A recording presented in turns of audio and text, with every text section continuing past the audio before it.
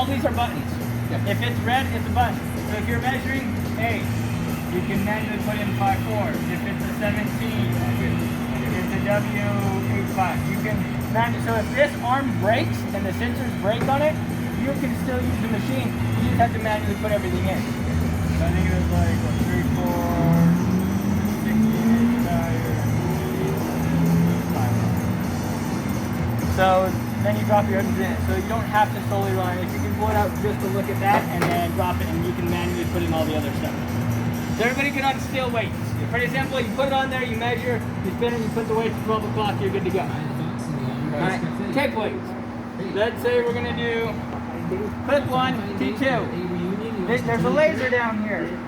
As you can see right here. This laser only turns on for T2. Its sole purpose is to measure and to tell you where to put the weights on T2. So this isn't the greatest of rims, but on this rim, you're gonna rotate it. There's a little knob right here. You rotate your laser to where you want. On this rim, I would put a tape weight about right there. Everybody agree? Yeah. You don't want it all the way in because then you can't put the tape weight on it. So you want it back a little bit so that when you put your tape weight, you can put that dot in the dead center of the top. You want half up, half down, half left, half right. Like Pinatel knock, you put it right in the dead center. So you are going to measure twice now. You have to measure your first one, and then you're going to measure to that dot. If you guys look on this arm, there's another laser right here. When you push that red button, it creates a laser line. This will only stay on for roughly 10 to 15 seconds. I've never timed it, but somewhere right around there. So, if you hear multiple beeps, you're going to stop. Also, select weight location, remove arm to weight location for auto entry. Wait for a beep, lower head spin. So, since we have 2 spots, once I beep it the first time, you will hear this change and it will say move weight to right weight location. If you hear a second beep before you measure it, go back, push stop, and start over again. Okay? So, you watch it. You watch where I measure. So it almost takes 2 hands. I'm going to pull this out there, then I'm going to pull it out. Remember, there's a sensor up and down.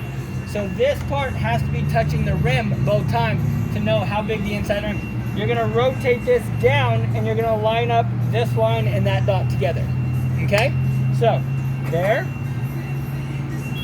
Then I'm going to pull it out. And return it home. Any questions on that? But we gotta look for the light. You want to line the 2 lights up together. So you're measuring where you put the weight. So give it a whirl. Give it a try. So, dale. A ver si aprendió. Give me a sec. Where do you point the laser over here? Turn out the radio. The laser right there, or do you just press It's it? just, no, it's just depending on how it's rotated. So you just have to use both hands until you kind of get it to the right angle to line up on that dot. I guess we should have done that earlier, huh? So one there, one top? No. See how you're down here? Yeah. You always measure your first one there. Okay. Regardless, it's always there. So return it home. Let's press stop. And go again. Alright, so we go here first. Yep. Right? Let it beep. Now do the second one. Second one with the laser pointing to the laser. And this. Para los tape. So come back a little bit. And then this all the way up. And now return it home. So the laser is measuring the size of the... It measures the width of the tire. So we gotta make sure we see it. That's for tape, you said. it's for tape 2. For T2. Because on when you're doing these ones, the machine it knows A and D, and then your A2 is the measurement to there. So the machine will automatically minus this measurement from this measurement, so it knows how wide the tire is and where you're putting the weights. So let's say right now it's it's roughly 3.5, 3.8 is the difference between the A1 and 2. So it knows this tire is 3.8 wide. If you tell the machine this tire is 5 wide, when you put the weights on there on the inside and you spin it, there's a good chance it's going to come back and ask you for a 1/4 ounce, a 1/2 ounce, 3/4 ounce, because you changed the dimensions of the tire. So it's important that you measure up or line up those 2 dots so that so it knows how wide the tire is. So A2. Would be A2. So A2 is your spot where you've lined up both the lasers. For Try it T2. again. You dig on that one, try it again. Try it again. Just so everybody can get comfortable doing that. No condom. And then make sure that's all the way up. There you go. And then turn it home. Questions? Good so far. So then I'm going to spin it. When you spin a tire, multiple choice here. A, you go get something to eat. B, you get on your phone. Or C, you watch the tire. Watch the tire. What are you looking for? Wobble. Wobbling. If it's wobbling, what's your first action that you're going to do to try to fix the wobbling? Hit the tire. Maybe Sledgehammer. bad setup. Bad setup. Bad setup. So it could be that it's not on this cone centered right. So you're going to loosen it, readjust it, tighten it back, and tight it again. If that doesn't fix it, what's another cause? The wheel. Bend rim. What's another cause? Tire. itself. Tire's bad. The bands on the inside are rusted, broken. Sell them a new rim. Sell them a new tire. Whatever you need For to. safety. For safety. Yeah. So another way to make money. So just kind of watch the tire. So we spun it, and now it's giving us weight. 25. So a 1/4 ounce on the inside, none on the outside, and the outside, obviously, as you guys know, would be in there. So directions: place left weight at top dead center. Take your 1/4 ounce, you hammer it on there. Right weight at laser. So unlike the balancers you had before, where you would have to try to shove your head in there and figure out where 12 o'clock is, this machine moves 12 o'clock down to 5 o'clock. So now you press next, it spins there. Now in this case, use your imagination, assume this was, an ounce of weight, the 4 little 1/4 ounce weights. You would take this, you would clean it off, you'd put it right there on that dot. Make sure you clean it, put it right there in the middle, and you're good to go. So now like I said, pretty much you're using the machine, you're playing pin the tail and donkey. If you can put weights on that dot for that inside, there's no more shoving your heads in there and trying to figure out where 12 o'clock is. Just look for the dot and put it on the dot. So this laser right here is only used to help you measure that inside one. That inside dot tells you where to put the weight. So that dot means the weight's supposed to be in the middle. In the middle. Yep. Or So I think put it in there's the some tape weights over there. Let me grab.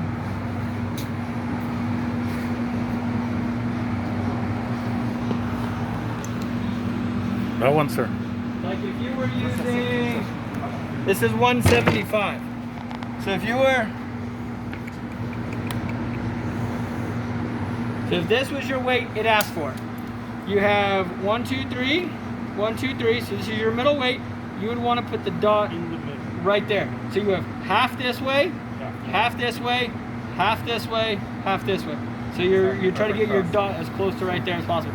So before, you guys might put the weight on there.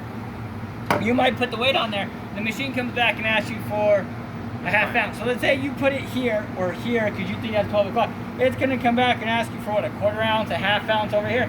So then you either have to cut this off, you add another weight here instead of moving the whole thing. You might have to do 2 weights, and you just pretty much what you're doing is fixing your mess up where you're kind of shifting that weight back over. Well, this and that laser dot, you shouldn't have to shift anymore, assuming the machine's working, because you put it right on the dot. Is it okay to clean the rim with a brake cleaner? Is it okay? Yeah. Okay. I mean, because it's not touching What the if it's machine. more than 3 ounces? Where do we put it on top? It's in a perfect world, and this would be, I don't know on who purchased this stuff for you guys. They make 1/4 ounce weights, they make half ounce weights, and they make 1 ounce weights. So let's say you have a tire that needs 4 ounces, and on a big tire, 4 ounces is unreasonable. But if you do 4 ounces of this, this is what, 1, 3. that's 3. You're going to be stretched, what, that far? So, and you're using this many weights. So if you think, oh, well, I don't want to spend more money on weights. Well, instead of using this many weights, if you bought 1 ounce weights, you're using 4 of them. So you're saving all this, you're using 4 weights, and it's only going to be about that wide. So you actually get a more accurate balance. The closer you can get the weight to, the dot to 12 o'clock, you get a more accurate balance. So I would recommend, yes, it's a little bit more upfront cost, but then you're not running through these 1/4 ounce weights so fast because you're using everything else. So I would recommend buying at least half ounce weights, because even if you're using 3 ounces, that's only 6 weights over 12 weights. So it's half the amount of weight. So I would recommend at least getting some half ounce weights if you could. And that will solve your problem of having to stack them so far, because they're a little bit thicker, a little bit higher, and they're just a bigger weight. What else? We cannot pile them up. I mean, you can if you have to, but Remember, we got these wheels that are like off-road and those 20s and then you get tired. and at that point, you just want to try to do it the best you can to get it as close to the wing. Whether you're putting them right side by side if you have to, you know, whether you're, because to be honest, I don't know how well they're going to stick if you stack them like that. I've done it sometimes. Yeah, but the caliper might hit the caliper. It might be a little bit better like that, but if you're doing like that, just remember, you still want that dot where kind of the full weight's this way. You're going to have to finagle a little bit to try to get it the best you can. And that's why I say the bigger weights will help you.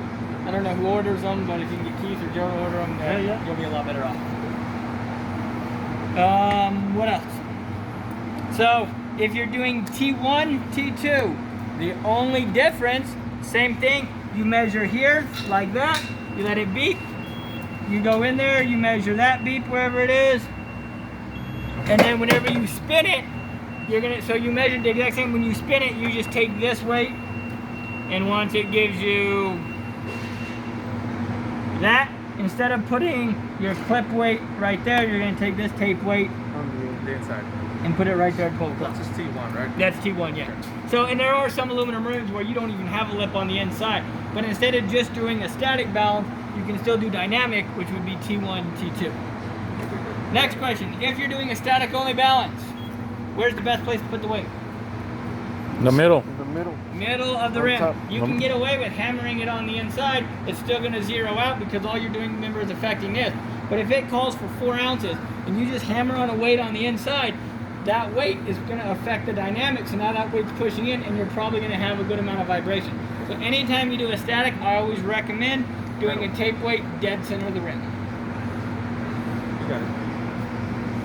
Which in this case would be, you know, you can rotate your laser to tell you where the center is, so you can still use the laser and then it'll drop it, and instead of putting the weight at 12 o'clock, you put it on the laser. So it still helps you do the static only, where you're not having to guess.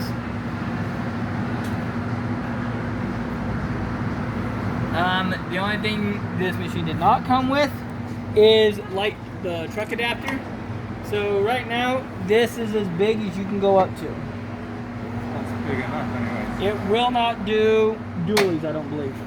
So I don't know how many dualies. We do have adapters that I actually have one on my truck that you can do dualies, but I don't know if Keith can get it or if he wants to get it. How much is the I adapter? think they're right around 400. 400. Somewhere right around there. I have to double check. So we can